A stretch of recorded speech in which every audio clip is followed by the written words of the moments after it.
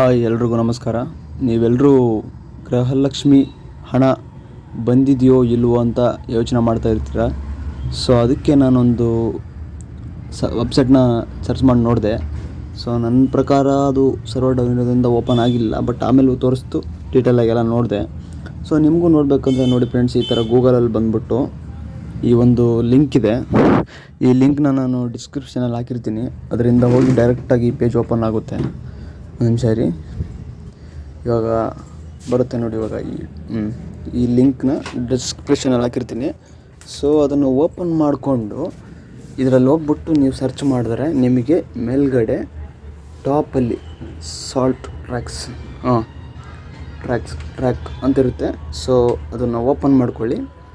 Open ಮಾಡ್ಕೊಂಡಾದ ತಕ್ಷಣ ನಿಮ್ಮ RC card ಅಂದರೆ ರೇಷನ್ ಕಾರ್ಡ್ ನಂಬರನ್ನು ಇಲ್ಲಿ ಕೇಳುತ್ತೆ. ಸೊ ನೋಡಿ ಫ್ರೆಂಡ್ಸ್, ಇಲ್ಲಿ ಮೇಲ್ಗಡೆ ವೈಟ್ ಬೋರ್ಡಲ್ಲಿ ಇದೆಯಲ್ಲ, ಇಲ್ಲಿ ನಿಮ್ಮ ರೇಷನ್ ಕಾರ್ಡ್ ನಂಬರ್ನ ಹಾಕಬೇಕು. ಹಾಕಿದ ತಕ್ಷಣ ಕೆಳಗಡೆ ಕ್ಯಾಪ್ಚ್